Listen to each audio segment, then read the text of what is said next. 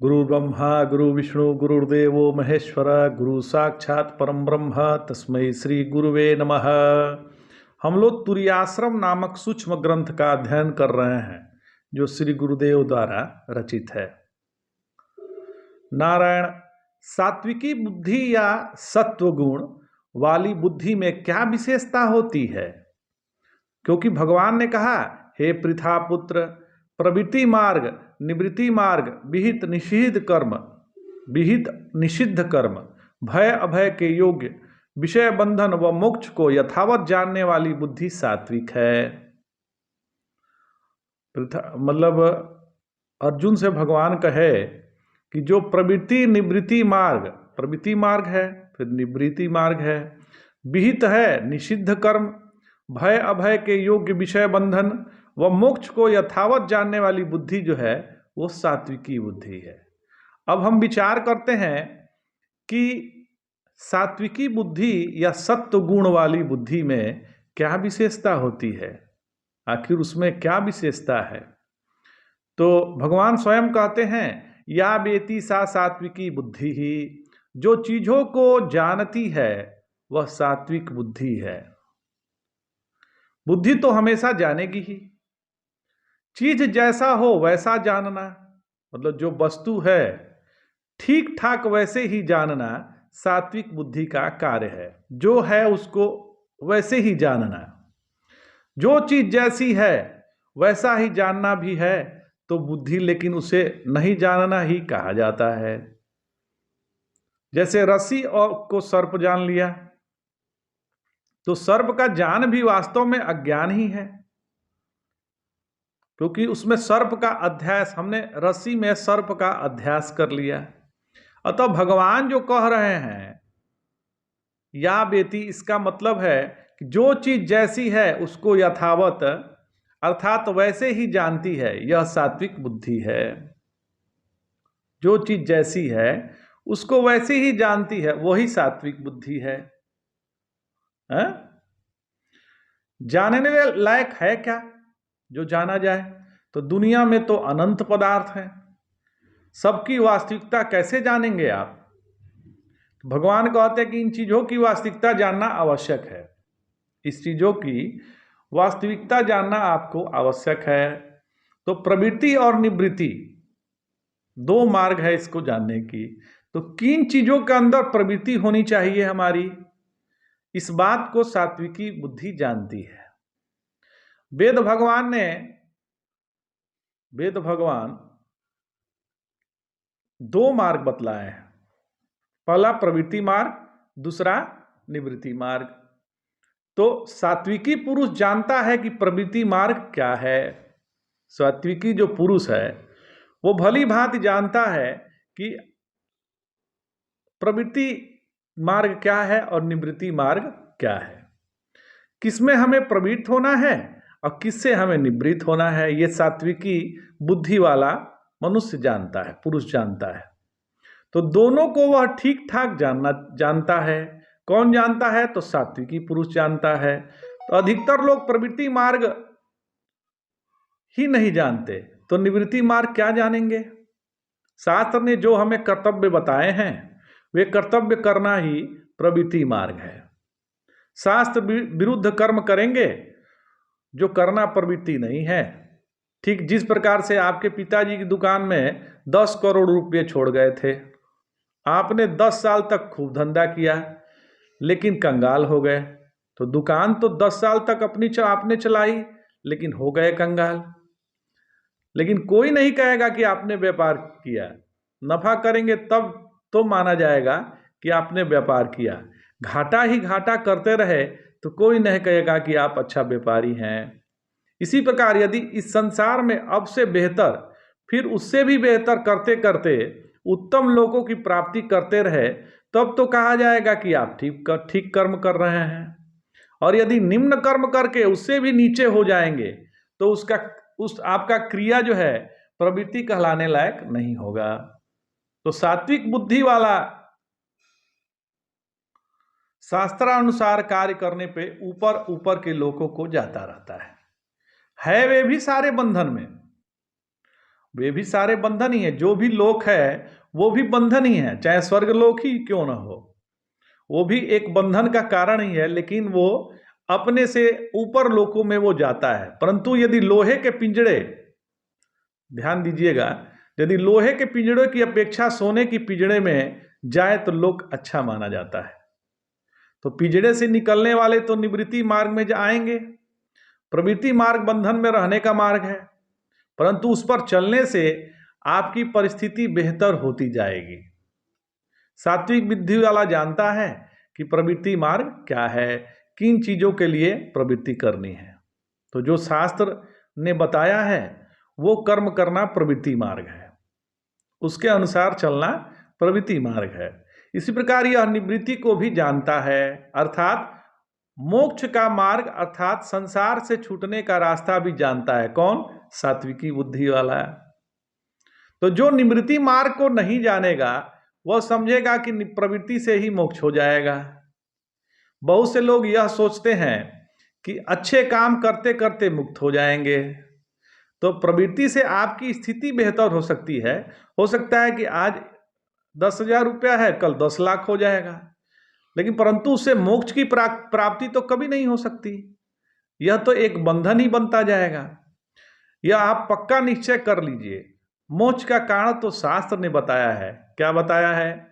यतो यतो निवर्तते ततस्ततो विमुच्यते, निवर्तनादि सर्वतः न वेति दुःखमणवपि। जिससे निवृत्ति होती जाती है उससे छूटते जाते हैं। शरीर से लेकर अहम पर्यंत सब चीज से निवृत्ति हो जाते हैं तो अणुभाव भी दुख नहीं रहता, निरंतर परम आनंद में रहते हैं। परंतु निवृत्ति मार्ग में जाने के लिए शुद्ध बुद्धि होनी चाहिए। किसी चीज को छोड़ने मात्र से निवृत्ति नहीं हो सकती। किसी चीज को आप छोड़ देंगे, उसको छोड़ने मात्र से निवृत्ति सिद्ध नहीं हो सकती। इतना जान जाइए। चीजों का विवेक करके जो वैराग उत्पन्न होता है, वैराग पूर्वक जो छोड़ा जाता है वह निवृत्ति है।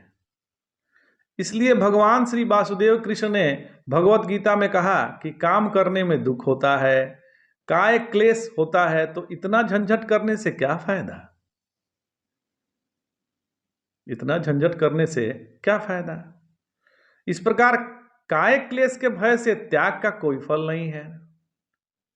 वह छोड़ना निवृत्ति नहीं है। कई बार लोग हमसे प्रश्न के द्वारा, मतलब श्री गुरुदेव भगवान से प्रश्न के द्वारा पूछते हैं कि कैसे पता लगे कि वैराग्य है या काय क्लेश से छोड़ा है। मतलब क्लेश से भी छोड़ सकते हैं। तो पदार्थ के मिलने के पर आपको यदि अच्छा लगे तो पता लगता है कि अभी उस पदार्थ के प्रति राग के संस्कार हैं, और वह पदार्थ मिलने पर आपको व्यर्थ लगे तब समझे कि उस चीज से हमें राग नहीं है। जैसे रास्ते में चलते हुए आपको तिनके दिखाई दे दिए, परंतु आपको उनको बटोरते नहीं जाते हैं। वे तिनके किसी के नहीं हैं, खाली जमीन में हैं। आप इन्हें इकट्ठा कर सकते हैं लेकिन नहीं करते हैं, क्योंकि आपके लिए वे व्यर्थ हैं। परंतु यदि वहां एक भी गिन्नी या चांदी के सिक्के चमकते दिख जाएं तो खटाक उठा लेंगे, क्योंकि उसके प्रति आपको राग है। यदि कोई ग्वाला उधर से जा रहा है तो उसके घर में गाय या कोई फालतू घास खाने वाला जानवर है, वह घास को देखने पर काट कर इकट्ठी कर लेगा और अपने पाले हुए जानवर को खिलाएगा। इसलिए पदार्थ की उपलब्धि होने पर अपने मन में क्या होता है, इससे पता लगता है कि राग है या वैराग्य है। भगवान श्री वासुदेव कृष्ण ने कहा कि सर्व कर्म संन्यास का जो मार्ग है उसका दरवाजा विवेक के द्वारा वैराग होने पर ही खुलता है, ऐसे नहीं खुलता है। विवेक के द्वारा जब वैराग्य होगा तभी खुलेगा। जब तक विवेक पूर्वक वैराग्य नहीं हो गया तब तक के लिए प्रवृत्ति मार्ग है। नारायण भगवान ने प्रवृत्ति निवृत्ति शब्द को कहा, इससे विधि और निषेध क्यों न ले लिया जाए। निवृत्ति अर्थात वेद भगवान जिसको नहीं करने को कहते हैं, और प्रवृत्ति अर्थात जो वेद भगवान हमें करने को कह रहे हैं। यह भी अर्थ हो सकता है, किंतु भाष्यकार भगवान शंकराचार्य कहते हैं कि इसी जगह वाक्य में भगवान आगे बंध और मोक्ष कहा है, बंधम मोक्षम। इसलिए बंध और मोक्ष के साथ एक वाक्य में प्रवृत्ति और निवृत्ति कह रहे हैं।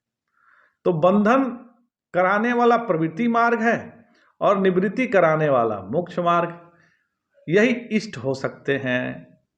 तो नारायण भगवान के श्रीमुख वचन पर ध्यान दें तो भगवान ने कहा कि जो बुद्धि प्रवृत्ति और निवृत्ति को जानती है वह सात्विक बुद्धि है। यहाँ पर प्रश्न उठता है कि वेदांत सिद्धांत में बुद्धि तो जानती नहीं है, बुद्धि के द्वारा आत्मा ही जानता है।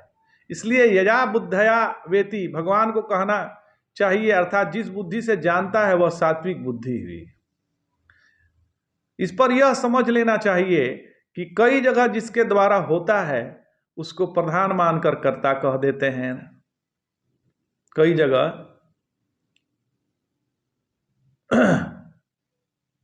जिसके द्वारा होता है कोई कार्य उसको प्रधान कर्ता माने प्रधान उसको मानकर कर्ता कह देते हैं। चूंकि जानने का काम बुद्धि के द्वारा ही होता है इसलिए बुद्धि जानती है, ऐसा कह दिया है। प्रवृत्ति निवृत्ति तो शास्त्र के अनुसार होगी। प्रवृत्ति के अंदर शास्त्र और अकार्य बताता है, तो जो करना चाहिए वह कार्य हुआ और जो न करना चाहिए वह अकार्य हुआ। जिसका विधान किया गया है वह कार्य है और जिसका प्रतिषेध किया गया है वह अकार्य है। इन चीजों को जो जानता है वह यथावत जानता है।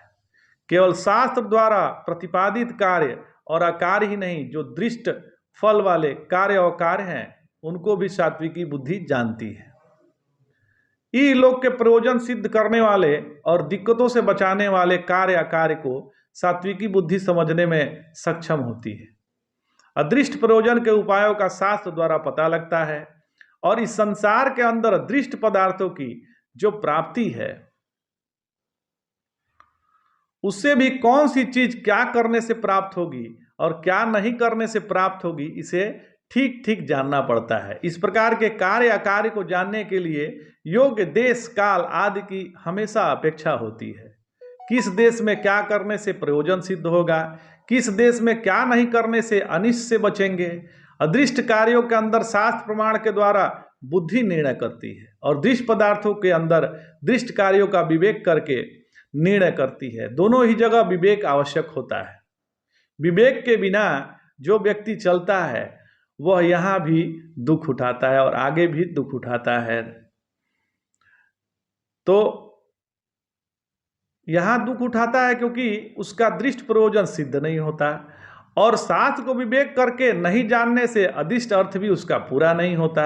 इसलिए भगवान ने कार्याकार्य अर्थात कार्य और अकार्य कहा। आगे भगवान ने कहा भयाभय अर्थात भय और अभय में विवेक आवश्यक है। इस पर अगले क्रम में श्री गुरुदेव कृपा से अध्ययन करेंगे। आज इतना ही। जय जय शंकर, हर हर शंकर।